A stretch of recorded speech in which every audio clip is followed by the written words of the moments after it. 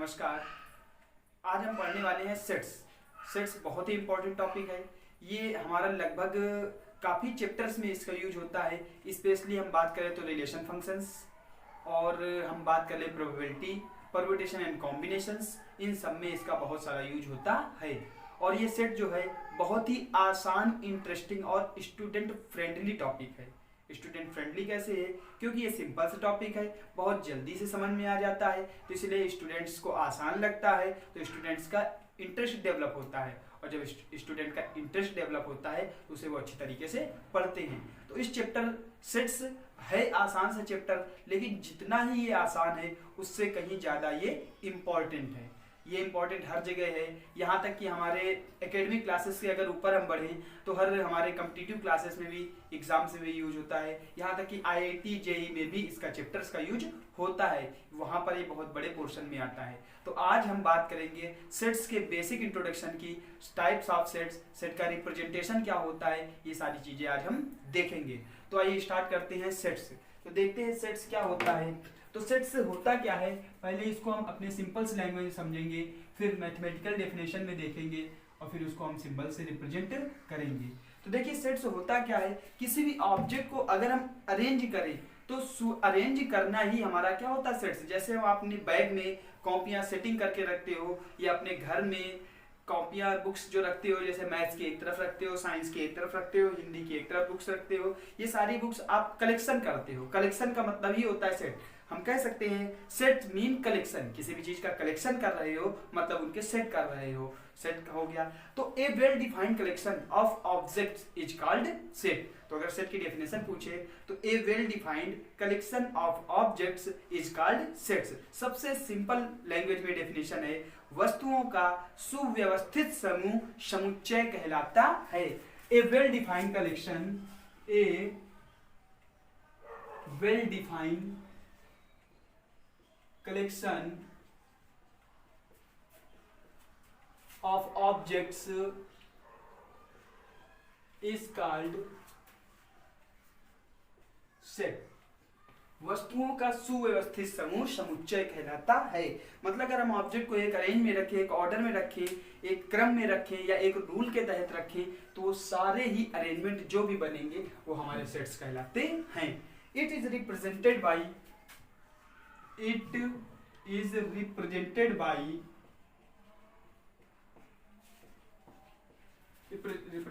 capital letters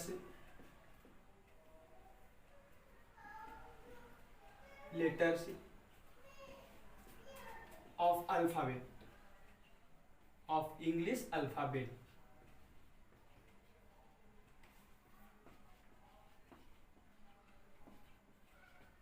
इसको हम अंग्रेजी वर्णमाला के कैपिटल लेटर से डिनोट करते हैं।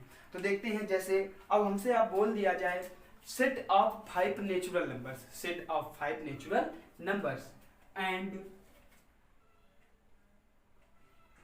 इट्स सिंबल इज, इसका जो सिंबल होता है ये करली ब्रैकेट होता है। कौन सा ब्रैकेट होता है? करली ब्रैकेट। जो हम लोग करली ब्रैकेट बनाते हैं, या हिंदी में बोले मंझला कोष्ठक जो बनाते हैं, ये समुच्चय का हमारा क्या होता है? सिंबल होता है। समुच्चय का सिंबल क्या होता है? मंझला ब्रैकेट। तो वस्तुओं को सुव्यवस्थित समूह में व्यवस्थित करना, रखना समुच्चय कहलाता है। इसको हम अंग्रेजी वर्णमाला के कैपिटल लेटर से नाम देते हैं, और इसका जो सिंबल होता है वो हमारा मंझला कोष्ठक या करली ब्रैकेट होता है।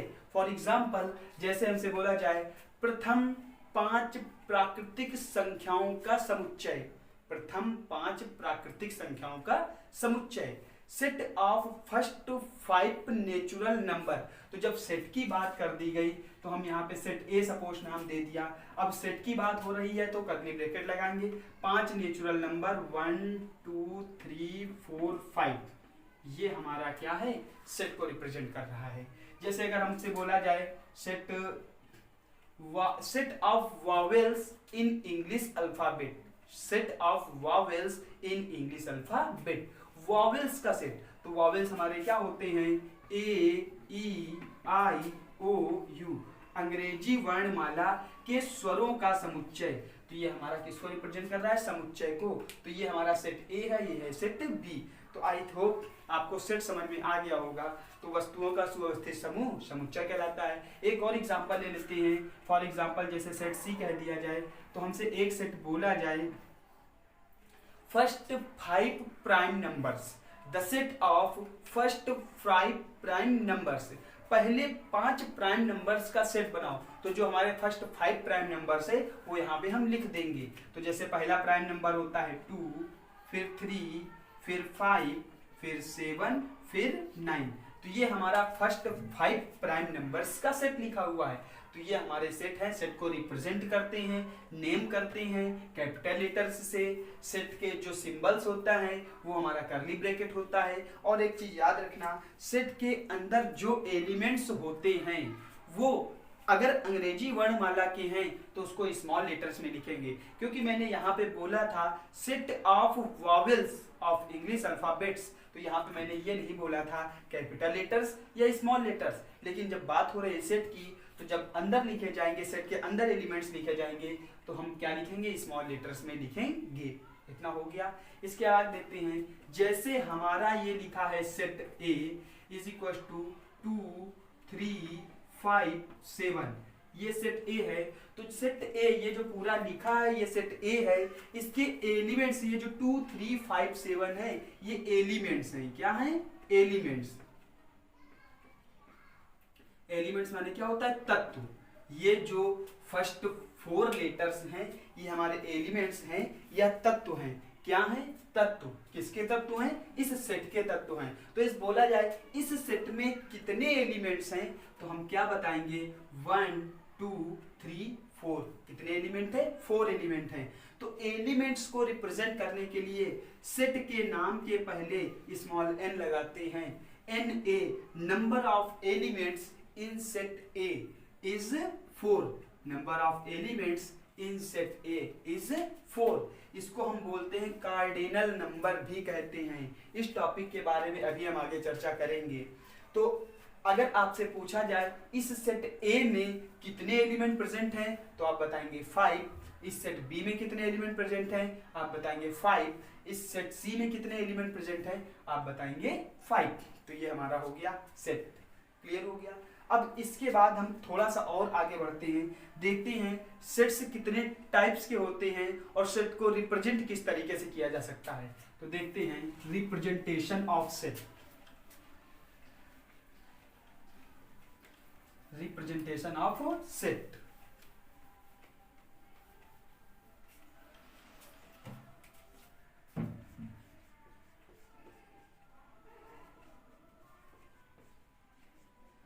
रिप्रेजेंटेशन ऑफ सेट्स, समुच्चय का निरूपण। देखिए रिप्रेजेंटेशन ऑफ सेट्स का मतलब हो गया समुच्चय का निरूपण। समुच्चय को कितने प्रकार से प्रदर्शित किया जा सकता है। तो देखिए समुच्चय को प्रदर्शित करने के 3 तरीके होते हैं। सबसे पहले हमारा होता है टेबुलर फॉर्म। टेबुलर फॉर्म, इसको हम रूस्टर फॉर्म भी कहते हैं। क्या कहते हैं? Roster form. और हिंदी में बोलते हैं तालिका विधि। क्या कहते हैं? तालिका विधि। टेबुलर फॉर्म या रूस्टर फॉर्म बोलते हैं तालिका विधि। दूसरा होता है set builder form. Set builder, set builder form, इसे बोलते हैं समुच्चय निर्माण विधि। क्या बोलते हैं? समुच्चय निर्माण विधि। इसके बाद हमारा तीसरा फॉर्म होता है, इसी का एक सब फॉर्म होता है, इसी से बनता है डिस्क्रिप्टिव फॉर्म। डिस्क्रिप्टिव फॉर्म, ये डिस्क्रिप्टिव फॉर्म होता है, इसको हम बोलते हैं विवरण, विवरण विधि। ये इसी का फॉर्म है, कोई इस अलग से फॉर्म नहीं है, हम इसी में जोड़ सकते हैं इसको। तो सेट बिल्डर फॉर्म, समुच्चय निर्माण विधि, डिस्क्रिप्टिव फॉर्म, विवरण विधि। अब हम बात करते हैं थर्ड, जो कि बहुत ही इंपॉर्टेंट है, by Venn diagram. Venn diagram, representation, representation by Venn, representation by Venn diagram. Venn diagram द्वारा रिप्रेजेंट करना, जिसे हम बोल सकते हैं ग्राफीय निरूपण। क्या कह सकते हैं? ग्राफीय निरूपण या प्रतिचित्रण द्वारा निरूपण। तो ये हमारे सेट को रिप्रेजेंट करने के फॉर्म होते हैं। तो इन फॉर्म्स को आइए एक एक करके हम देखते हैं। तो सबसे पहले हम देखते हैं टेबुलर फॉर्म या रूस्टर फॉर्म क्या होता है। तो देखिए ये तो समझ में आ गया, टेबुलर फॉर्म या रूस्टर फॉर्म एक ही होता है, उसे हम लोग तालिका विधि कहते हैं। सेट बिल्डर फॉर्म को समुच्चय निर्माण विधि कहते हैं, डिस्क्रिप्टिव फॉर्म को विवरण विधि कहते हैं, और रिप्रेजेंटेशन बाय वेन डायग्राम ये बहुत ही इंपॉर्टेंट है, ये हमारा हर जगह यूज होता है। तो हम बात करते हैं टेबुलर फॉर्म की। तो देखिए in this form elements are represented by as it is. इस फॉर्म में एलिमेंट्स जिस रूप में हैं उसी रूप में स्पष्ट निरूपित कर दिए जाते हैं।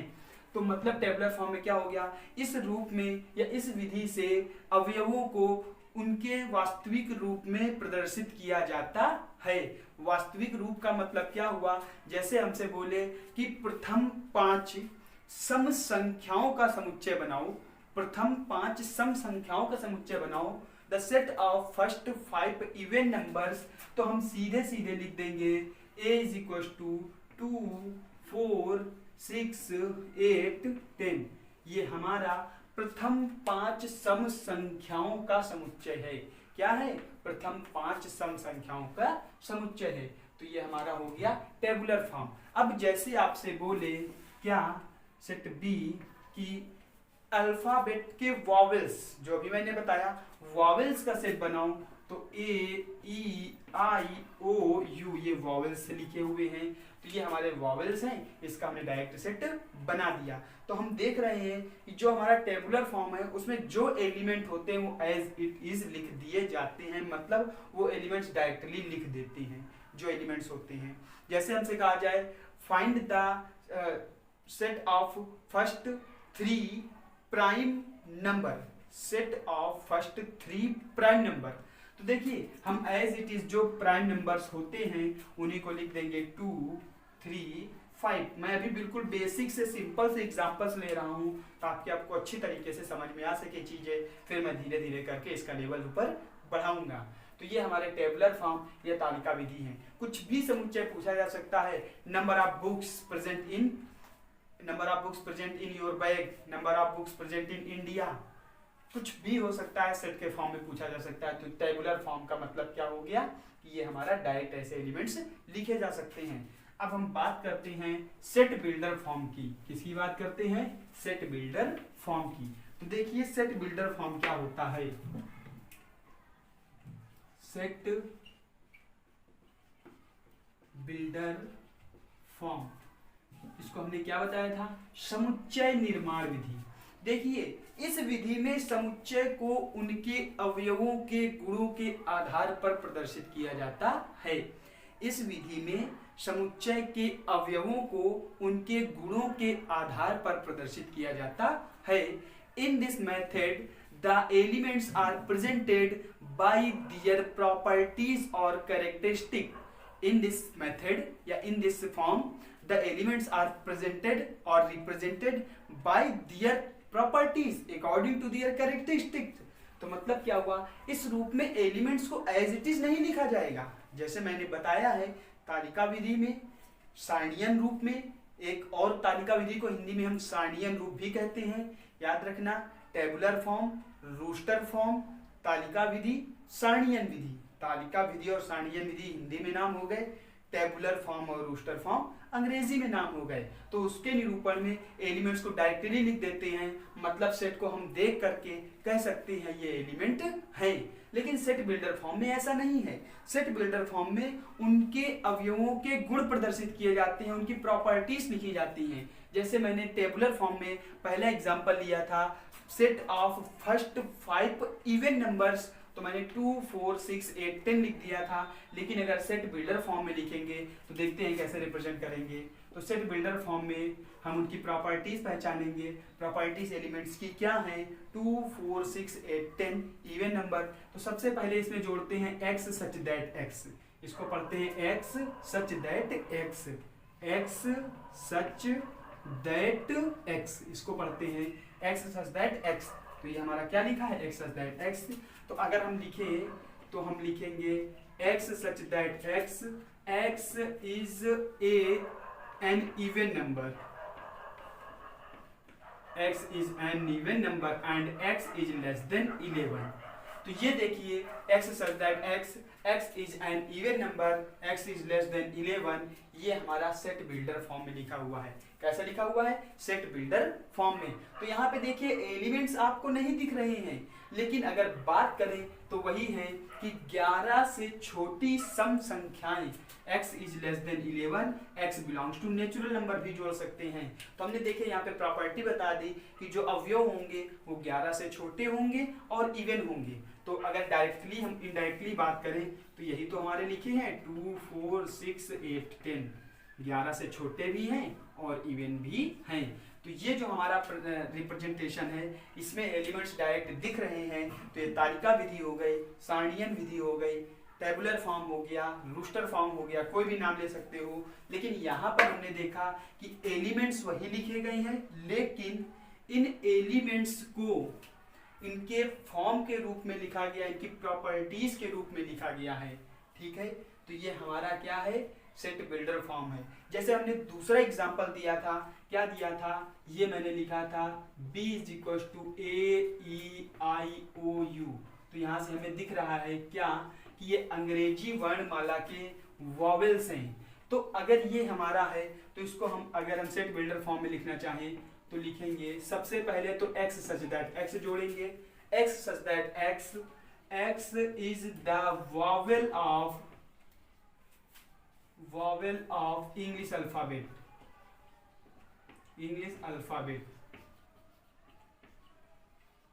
x is the vowel of English alphabet. तो ये हमारा क्या बन गया, b x as that x is the vowel of English alphabet, अंग्रेजी वर्णमाला के स्वरों का ये समुच्चय है। तो यहाँ पे हमने देखा सेट बिल्डर फॉर्म है। अब बात आती है कि सेट बिल्डर फॉर्म और ये हमारा रोस्टर फॉर्म, दो फॉर्म क्यों बनाए गए, क्यों दो फॉर्म बनाए गए, हम एक ही फॉर्म से काम कर सकते थे, एक ही फॉर्म से काम चला सकते थे।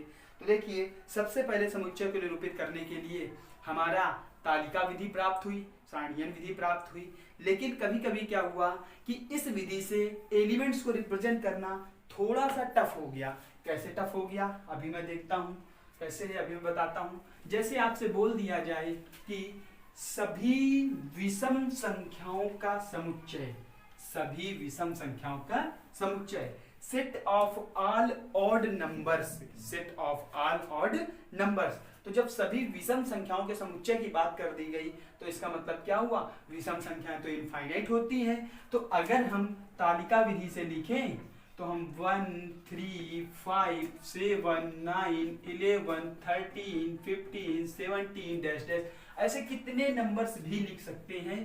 तो इनफाइनाइट नंबर्स हो गए। तो इसको लिखना थोड़ा सा कॉम्प्लिकेटेड हो गया कि हम ये डिस्कस नहीं कर पाएंगे कि कहाँ तक एलिमेंट्स लिखें। लेकिन अगर इसी को हम सेट बिल्डर फॉर्म में लिखें तो बहुत आसानी से अपनी बात पूरी हम बता पाएंगे। क्या कि हमने ये लिख दिया x such that x is a odd number। अब देखिए इसी सेट को हमने इतने कम वर्ड्स में अपना जो बताना था या जो सेंस यहाँ से देना था वो हमने बता दिया कि x such that x is a odd number, x एक विषम संख्या है। तो सारी विषम संख्याएं रिप्रेजेंट हो गई। तो जब बड़ी चीजों को व्यक्त करना था या बड़ी ज्यादा चीजों को व्यवस्थित करना था तो उसके लिए हमें सेट बिल्डर फॉर्म की जरूरत पड़ी। तो ये हमारा सेट बिल्डर फॉर्म हो गया। क्लियर। अब इसके बाद हम एक और ब्रेक लेते हैं। जैसे हमारे पास मान लीजिए ये लिखा हुआ है सेट ए, ये सेट ए लिखा है क्या 1, 4, 9, 16, 25, 36, 49, ये सपोज हमारे पास लिखा है। तो ये जो सेट लिखा हुआ है ये हमारा तालिका विधि या रूस्टर फॉर्म में लिखा है। अगर इसको सेट बिल्डर फॉर्म में लिखना चाहें तो सेट बिल्डर फॉर्म, तो देखते हैं सेट बिल्डर फॉर्म समुच्चय निर्माण विधि क्या होगी। तो आप हमने क्या होता है उनके गुणों को प्रदर्शित करना है, उनके गुणों से लिखना है। तो यहाँ पे देखो क्या प्रॉपर्टी चल रही है। तो अगर 1 की बात करें तो 1 हमारा 1 का स्क्वायर है, 4 की बात करें तो 4 2 का स्क्वायर है, 9 की बात करें तो 9 3 का स्क्वायर है, 16 की बात करें 16 4 का स्क्वायर है। इस तरीके से 49 मतलब 7 का स्क्वायर चल रहा है, 7 के स्क्वायर तक संख्याएं गई हैं। तो हम क्या लिखेंगे, a is equals to x such that x, x is a perfect square, x is a perfect square number and x is less than 49 है, तो हम 50 से छोटा इसे लिख सकते हैं कि x एक परफेक्ट स्क्वायर संख्या है जो 50 से छोटी है, मतलब 50 से छोटी पूर्ण वर्ग संख्याएं हैं। तो यहाँ पे देखिए 50 से छोटी सभी पूर्ण वर्ग संख्याएं लिखी गई हैं। तो ये हमारा क्या हो गया, सेट बिल्डर फॉर्म आ गया। और कभी कभी होता क्या है कि एक ही समुच्चय को हम दो तरीके से भी रिप्रेजेंट कर सकते हैं या दो से अधिक तरीके भी हो सकते हैं। जैसे इस रिप्रेजेंटेशन के सेट बिल्डर फॉर्म को एक तो ये मेथड लिख दिया, एक तरीका हम और लिख सकते हैं, वो क्या है देखते हैं। a is equals to x such that x, x equal to x square, x such that x equal to x square and x is less than or equal than 7, x belongs to natural number। ये भी देखो हमारा क्या है, इसी बात को represent कर रहा है क्या कि x such that x, x जो है उसका स्क्वायर है, x मतलब जो है उसका स्क्वायर करके लिखा गया है। क्या करके लिखा गया है, स्क्वायर करके। और x जो है 7 से छोटा है या बराबर है। 7 से छोटा का मतलब क्या हुआ कि 7 से छोटी, और x ये भी बोल दिया कि नेचुरल नंबर है, तो नेचुरल नंबर है तो 1 से स्टार्ट होगा, 7 से छोटा है और 7 भी है, मतलब 1 2 3 4 5 6 और 7 हो सकते हैं। तो 1 का स्क्वायर 1 आ जाएगा, 2 का स्क्वायर 4 आ जाएगा, 3 का स्क्वायर 9 आ जाएगा, 4 का स्क्वायर 16 आ जाएगा। इस तरीके से हम 7 तक की संख्याएं का स्क्वायर लिख सकते हैं। ये हमारा था क्या, सेट बिल्डर फॉर्म के दो तरीके। अब हमने बताया था कि इसी का एक और होता है डिस्क्रिप्टिव फॉर्म। तो देखिए डिस्क्रिप्टिव फॉर्म में क्या होता है, सिर्फ ये x सच दैट x नहीं लिखते हैं। डिस्क्रिप्टिव फॉर्म से जब रिप्रेजेंट करते हैं तो x सच दैट x नहीं जोड़ते हैं, सिर्फ उसकी प्रॉपर्टी लिख देते हैं। जैसे कहा जाए set of perfect square numbers, perfect square numbers less than 7, या फिर लेस देन 8 कह सकते हैं क्योंकि 7 को लिया गया है। अगर हम 7 लिखेंगे तो लगाना पड़ेगा लेस देन और इक्वल देन 7। तो ये हमारा हो गया डिस्क्रिप्टिव फॉर्म, विवरण रूप। तो डिस्क्रिप्टिव फॉर्म में x सच दैट x नहीं लिखते हैं। जैसे set of vowels, set of vowels of English alphabet, of English alphabet. तो ये हमारा क्या आ गया, डिस्क्रिप्टिव फॉर्म है। कौन सा फॉर्म है, डिस्क्रिप्टिव फॉर्म। तो ये हमने देखा कि इस तरीके से समुच्चय को निरूपित किया जाता है, तालिका विधि से, समुच्चय निर्माण विधि से, डिस्क्रिप्टिव फॉर्म या विवरणात्मक विधि। अब एक और मेथड है जो हमारे लिए इंपॉर्टेंट है, वेन आरेख विधि, लेकिन उसको मैं अभी यहाँ डिस्कस नहीं करूंगा। उसके पहले हम इनकी प्रॉपर्टीज देखेंगे, इनसे रिलेटेड कुछ और क्वेश्चंस देखेंगे, और फिर हम ये भी देखेंगे कि सेट कितने टाइप्स के होते हैं। जब इतना हम कवर अप कर लेंगे तब हम उसको पढ़ पाएंगे और तभी हमें ये समझ में आएगा। तो आइए देखते हैं। तो अब हम एक चीज और समझ लेते हैं जो कि बहुत ही इंपॉर्टेंट है, वो क्या है देखिए। जैसे कि हमारे पास सेट ए लिखा हुआ है 2 3 4 5 6 7, ये तो हमसे कहा जाए कि सेट ए के अवयव क्या हैं, तो आप बताओगे 2 3 4 5 6 7। आपसे कहा जाए सेट ए के कितने अवयव हैं, तो आप काउंट करके बता दोगे 6। क्या बता दोगे 6। और साथ में अब यहां पर हमें दो चीजें और सीखनी है, बिलोंग्स टू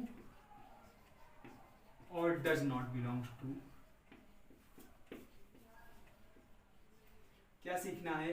बिलोंग्स टू और डज नॉट बिलोंग्स टू। तो आइए देखते हैं ये क्या है। अब जैसे ये सेट ए लिखा है, हमसे पूछा जाए 5A, अब यहाँ पे पूछा जाए बताओ बिलोंग्स टू आएगा कि डज नॉट बिलोंग्स टू आएगा। तो अगर वो एलिमेंट सेट ए में प्रेजेंट है तो हम बिलोंग्स टू बताएंगे, और अगर वो एलिमेंट सेट में प्रेजेंट नहीं है तो डज नॉट बिलोंग्स टू होगा। तो यहाँ लिखेंगे 5 belongs to A, 5 belongs to A. अब जैसे हमसे पूछा जाए 9, तो 9 यहाँ पे नहीं है, तो लिखेंगे 9 does not belongs to A.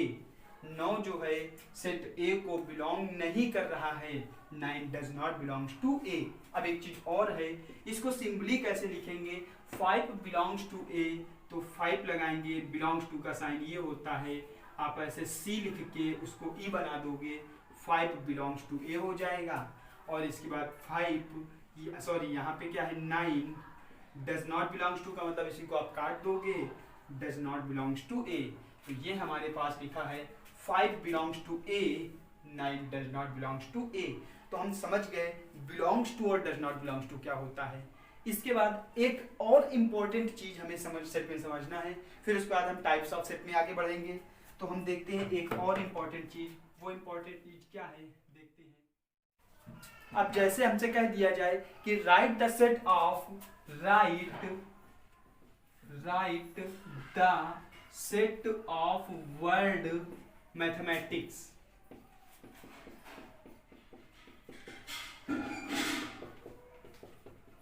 Right the set of word mathematics. तो देखिए मैथमेटिक्स के वर्ड्स का सेट बनाना है, तो अगर हम सेट मान ले ए है तो हम क्या बनाएंगे?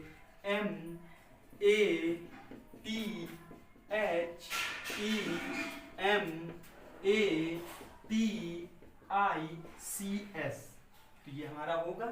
लेकिन ध्यान रखना ये हमारा गलत हो गया। क्यों गलत हो गया? इसका भी रीजन है। हम बहुत ही इंपॉर्टेंट चीज में, ये बहुत ही इंपॉर्टेंट पॉइंट है, इसको बिल्कुल माइंड में बिठा लें कि कभी भी सेट में एलिमेंट्स को रिपीट नहीं करते हैं। एक एलिमेंट सिर्फ और सिर्फ एक बार ही आएगा। तो जैसे ये हमारा गलत हो गया था, तो सही क्या है देखते हैं।